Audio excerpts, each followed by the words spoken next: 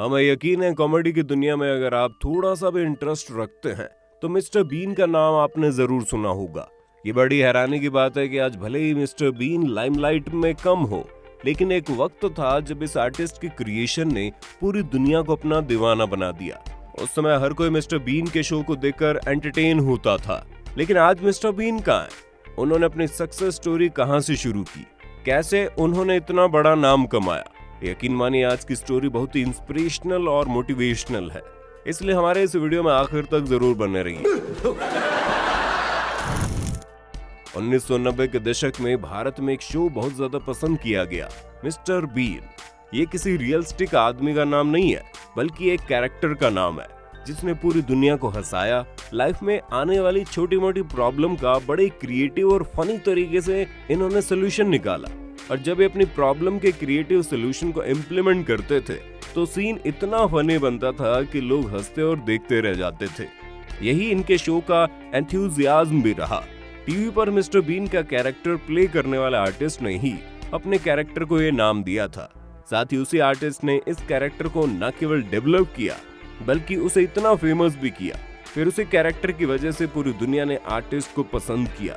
हमारे देश में मिस्टर बीन को काफी पसंद किया गया। क्या आप भी मिस्टर बीन के फैन हैं?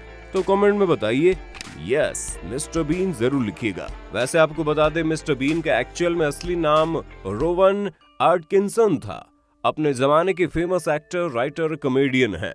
ये समय था उनके ऑक्सफोर्ड यूनिवर्सिटी में एक स्टूडेंट के तौर पर पढ़ाई करने का। उसी दौरान उनके दिमाग में मिस्टर बीन के इस कैरेक्टर का आइडिया आया। उस समय तक इन्होंने एक्टिंग करना स्टार्ट भी नहीं किया था। एक फ्रेंच कॉमिक कैरेक्टर था मौजूर उलो। एक इंटरव्यू के दौरान रोवन ने बताया कि उन्होंने मिस्टर बीन के इस कैरेक्टर के लिए इंस्पिरेशन इसी कैरेक्टर से लिया था। रोवन के इस शो ने पूरी दुनिया में फेमस कर दिया। साल 1990 तक इस शो के 2 करोड़ दर्शक हो चुके थे। अब आपको ले चलते हैं रोवन एटकिंसन की लाइफ में कुछ साल पीछे। शायद आपको जानकर हैरानी होगी कि लेबर पार्टी के हेड और यूके के प्राइम मिनिस्टर रह चुके टोनी ब्लेयर बचपन में रोहन के क्लासमेट रहे। इन दोनों की स्कूल लाइफ कोएस्टर्स स्कूल देरम में हुई थी। इन दोनों को जानने वाले टीचर्स का कहना है कि टोनी ब्लेयर जहां बचपन में काफी एम्बिशियस रहे, वहीं रोवन का नेचर काफी शाय था। स्कूलिंग कंप्लीट करने के बाद रोवन ऑक्सफोर्ड यूनिवर्सिटी के क्वींस कॉलेज में स्टडी करने लगे। रोवन के पिता 14 सालों से इलेक्ट्रिकल इंजीनियरिंग की फील्ड में काम कर रहे थे और रोवन ने भी अपना ग्रेजुएशन इलेक्ट्रिकल इंजीनियरिंग की स्ट्रीम से पूरा किया। क्या आप यकीन करेंगे 10 साल की उम्र में मिस्टर रोवन जब स्कूल लाइफ एंजॉय कर रहे थे, उस दौरान उन्हें काफी परेशानियों का सामना करना पड़ा क्योंकि वो हकलाने की बीमारी का शिकार हो गए थे। लेकिन आगे चलकर मिस्टर रोवन ने अपनी इसी कमजोरी को अपना हथियार बना लिया। कैसे? वो ऐसे कि जो शब्द उन्हें बोलने में कठिन लगते थे, उन्होंने इन शब्दों को बोलने का तरीका ही चेंज कर दिया। वो उन्हें अलग तरीके से बोलते थे।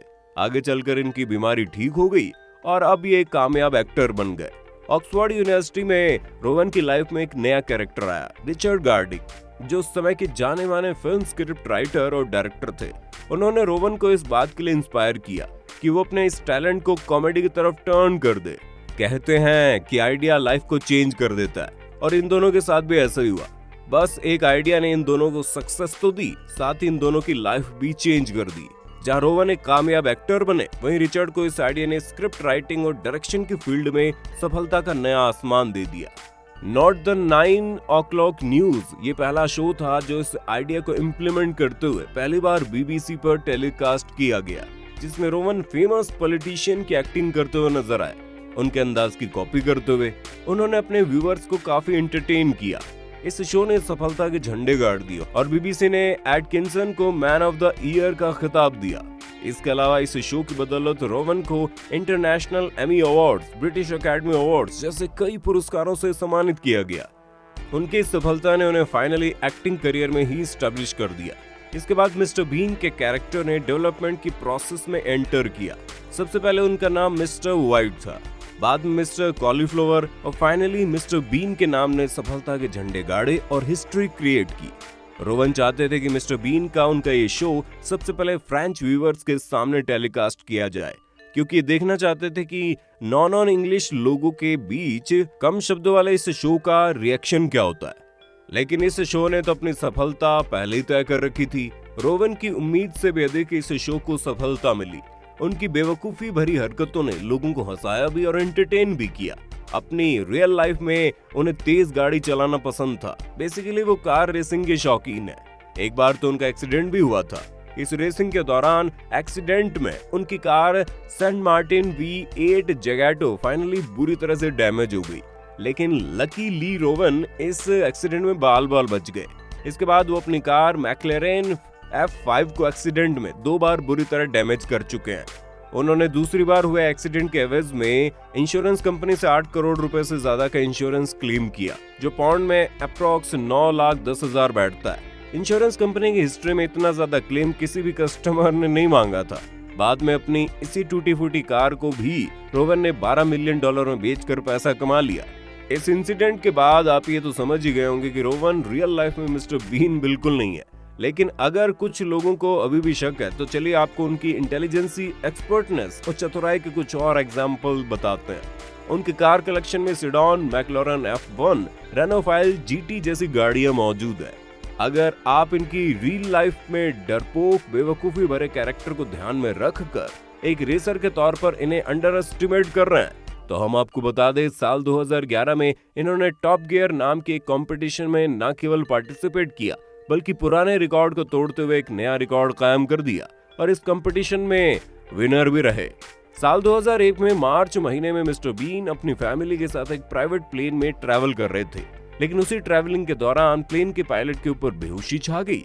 इस दौरान मिस्टर बीन ने ही प्लेन की कमान संभाली और पायलट के होश में आने तक प्लेन को सक्सेसफुली हवा में बनाए रखा। सबसे बड़ी हैरानी की बात यह है कि इसके पहले मिस्टर बीन ने कभी भी प्लेन को हैंडल नहीं किया था।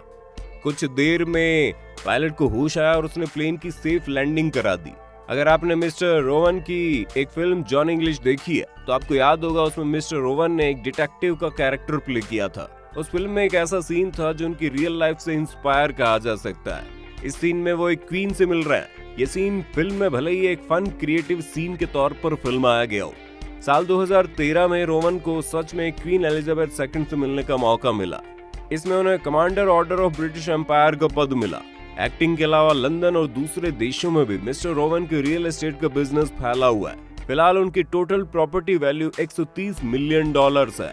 तो मिस्टर बीन के कैरेक्टर से जो रॉयल्टी मिलती है उससे उनका बैंक अकाउंट रेगुलर भरता रहता है। मिस्टर बीन की 25वीं एनिवर्सरी थी। इस मौके पर आर्टिस्ट रोवन अपने मिस्टर बीन वाले अंदाज में लंदन की सड़कों पर कार ड्राइव करते हुए नजर आए। लोगों ने उन्हें काफी पसंद किया। इसी अंदाज में वो बकिंगम पैलेस के सामने से होकर गुजरे तो सेंट जेम्स पार्क में आइसक्रीम का मजा भी लिया। फिलहाल मिस्टर बीन की ये हैप्पी लाइफ स्टोरी हम में से हर किसी को इस बात के लिए इंस्पायर करती है। अगर आप अपनी कमजोरियों का रोना रोते बैठे रहेंगे तो दुनिया केवल आपका मजाक ही बनाएगी। हो सकता है आप आगे चलकर डिप्रेशन में चले जाएं या अपनी लाइफ में कुछ ना कर पाएं, लेकिन जिस दिन आपने अपनी कमजोरी को अपनी ताकत बना लिया तो यकीन मानिए वही लोग आपके हर एक कारनामे पर तालियां बजाएंगे और भर भर के रुपए आपके घर बरसाएंगे। उम्मीद करते हैं ये वीडियो आपको इन्फॉर्मेटिव और एंटरटेनिंग के साथ साथ इंस्पिरेशनल भी लगा होगा। इस वीडियो पर आपके एक्सपर्ट कमेंट का हम इंतजार कर रहे हैं। फिर मिलेंगे नए वीडियो में, तब तक के लिए जय हिंद, जय भारत, वंदे मातरम।